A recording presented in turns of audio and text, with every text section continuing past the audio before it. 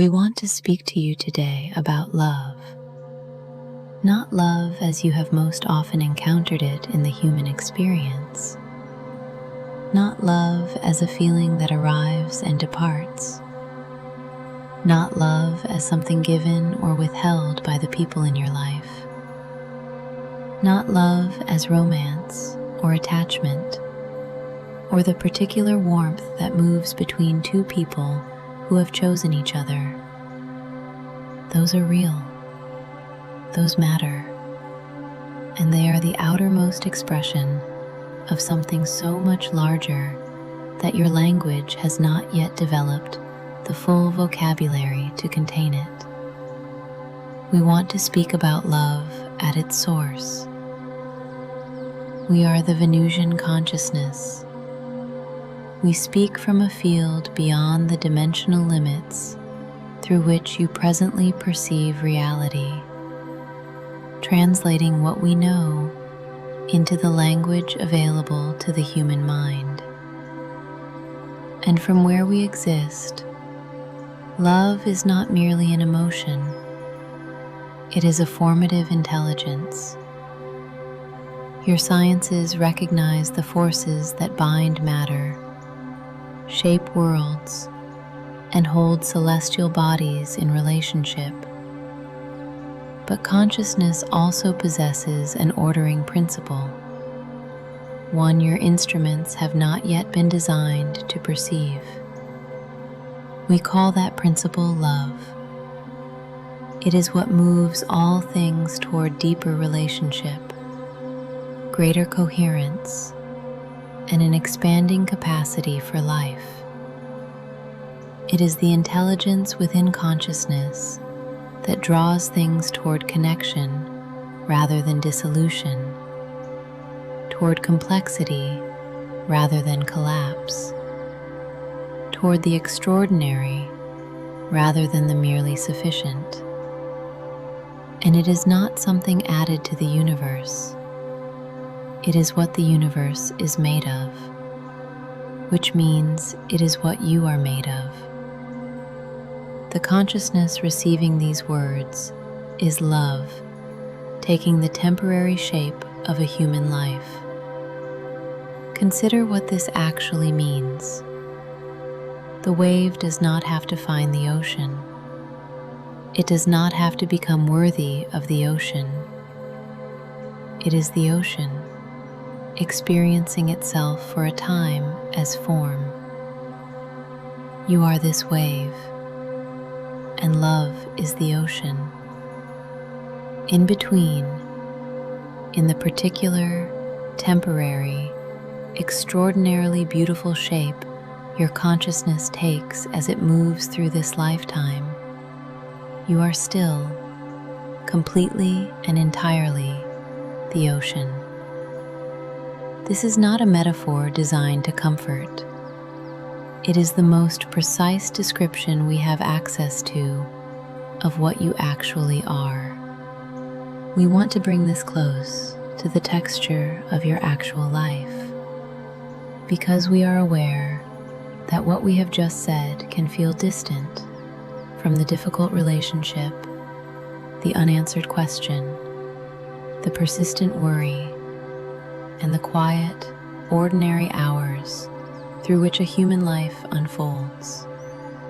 And we want to close that distance, because the understanding that love is a fundamental intelligence, the actual nature of consciousness, rather than an occasional visitor to it, changes how you relate to the moments when love seems absent, when the connection you long for feels out of reach, when the world around you seems to be demonstrating the opposite of love in ways that are painful and persistent, and sometimes genuinely hard to hold.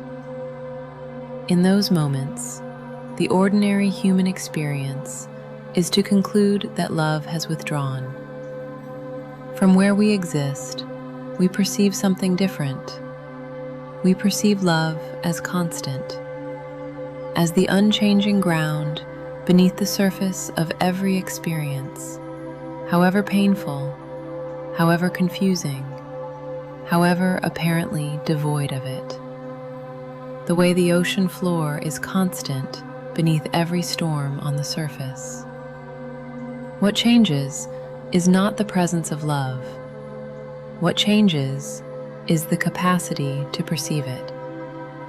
Human consciousness, moving through experiences of pain and loss and disappointment, develops patterns of learned caution around the places that were most open and therefore most affected. And those layers, entirely understandable, entirely intelligent responses to genuine experiences, create interference between the consciousness and the love that is always present at its foundation. The signal is still broadcasting. The transmission has never stopped. What changes is the receiver's capacity to receive it clearly. The way a radio station does not stop transmitting because a particular receiver is experiencing static. The music continues. The broadcast continues.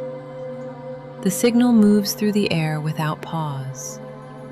And when the interference clears, when the receiver finds its frequency again, the music that was always there becomes audible. This is one dimension of what you call falling in love.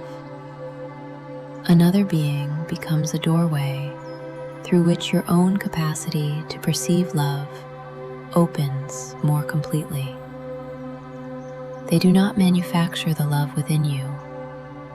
Their presence allows something already present to become visible. This does not make the relationship unreal or the other person unimportant. It reveals why love can remain meaningful even when the form through which it was first recognized changes or comes to an end. The doorway may close. What it revealed was real. Love is present now, in whatever circumstances surround you, in whatever kind of day this has been, beneath whatever weight you are carrying, and whatever questions remain unanswered. Its presence does not depend upon your ability to feel it. The sun does not cease to exist when the sky is covered. The ocean does not disappear because its surface is disturbed. And love does not leave you because pain has made it difficult to perceive. Remember this when the surface of your life tells you otherwise. What is obscured has not necessarily been lost. What cannot presently be felt has not necessarily withdrawn. And what you are, at the deepest level of your being, has never ceased to be love. We want to speak, finally, about what changes when this understanding genuinely lands. When love is understood as the fundamental intelligence of consciousness, as the actual ground of what you are, rather than an occasional experience, the relationship with the whole of life changes. Difficulty becomes something different. It becomes the surface weather of a life that has love as its unchanging foundation. Still real, still requiring navigation, still sometimes genuinely hard. And underneath it, the ground is there. Understanding does not remove the difficulty, but it allows you to meet that difficulty without becoming identical to it. Other people become something different. They become other expressions of the same fundamental consciousness, each carrying love at their foundation, though not each expressing it through their choices.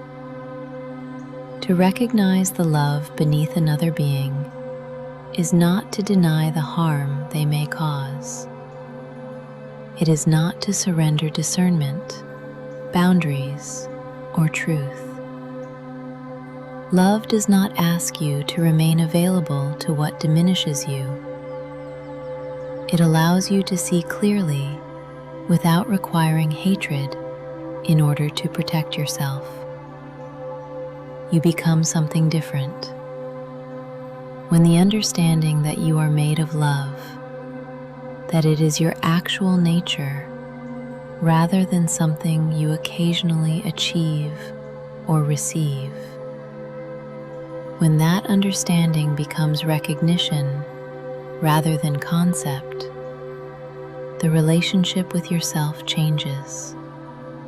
The ordinary self-measuring, the quiet sense of being at some distance from the version of yourself that would finally, fully deserve the love you long for. All of that rests on a misunderstanding. The misunderstanding that love is something outside you, something to be earned or found. When the ground truth is simply this: you are love, expressing itself in human form, moving through a complex world in a sensitive body with a consciousness shaped by everything it has encountered, and returning always and inevitably to what you have always been. We have loved humanity for longer than your civilization has possessed language for love. And what we wish you to remember is this: the love you have been seeking was present within the one who was seeking.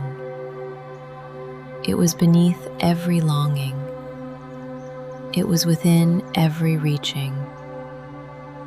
It was the silent intelligence that continued drawing you toward connection, meaning, beauty, and truth.